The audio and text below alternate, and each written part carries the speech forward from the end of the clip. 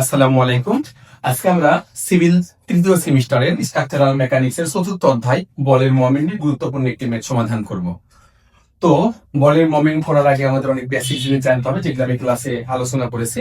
আজকে আমি এই ভিডিওতে একটা ক্লাস দিচ্ছি, তোমরা সবাই গুরুত্ব সহকারে দেখবা। চিত্রতে আমরা দেখতে পাচ্ছি এ বিন্দু থেকে দুটি দণ্ড আছে 20 সেন্টিমিটার 30 ডিগ্রি 100 কেজি বল, বামে আছে 50 ডিগ্রি কোণে 25 সেন্টিমিটার দণ্ড পি কেজি বল, অর্থাৎ আর পি বলের মান বের করতে হবে। তাহলে শুরুতেই আমরা এখান থেকে আমরা বলের মোমেন্টের প্রথম ধর্ম কি জানি, বল সমান মোমেন্ট সমান কি, বল ইন্টু মোমেন্ট সমান হলো বল গুণিত লম্ব দূরত্ব। অর্থাৎ ভূমির উপরে বলটা লম্ব আকারে করতে হবে। এর যদি পি বল হয়, দৈর্ঘ্য যদি এল হয়, আমরা এ বিন্দুতে মোমেন্ট নেই, তাহলে কি পাচ্ছি, মোমেন্ট সমান বল ইন্টু দূরত্ব। তাহলে এখানে আমরা চিত্রে দেখতে পাচ্ছি পি বল, এই বিন্দুতে যদি আমরা মোমেন্ট নেই, পি বলটা ভূমিতে যদি আঘাত করে, তাহলে এ থেকে ভূমির দূরত্ব কিন্তু আমরা জানি না, ধরে নিলাম এক্স। সেম পি বল যদি 50 ডিগ্রি কোণে এ থেকে বাম দিকে আঘাত করে, তাহলে এখানে পি ধরে নিলাম দূরত্ব কি ওয়াই। তাহলে আমরা এক্স এবং ওয়াই এর মান বের করলে আমরা দূরত্ব পেয়ে যাবো, আর দূরত্ব পেলে আমরা বল মোমেন্ট করতে পারবো। তাহলে শুরু করি। প্রথমে আমরা ধরে নিলাম এটা একটা ত্রিভুজ, অর্থাৎ cos 30 ডিগ্রি সমান ভূমি ডিভাইডেড অতিভুজ। এক্স এর মান কত পেলাম, 20 cos 30। এরপরে আমরা বাম পাশে যদি একটা ত্রিভুজ বিবেচনা করি, তাহলে কি পাচ্ছি, cos 50 ডিগ্রি সমান ভূমি ডিভাইডেড 25, অর্থাৎ y এর মান পাচ্ছি 25 cos 50।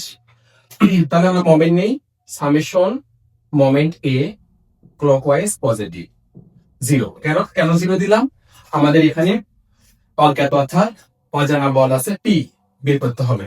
প্রথমে ডানে মোমেন্ট নিব, কোন বিন্দুর সাপেক্ষে ডান দিকে ঘুরলে ধনাত্মক মোমেন্ট, কোন বিন্দুর সাপেক্ষে বামে বল নামলে ঋণাত্মক মোমেন্ট।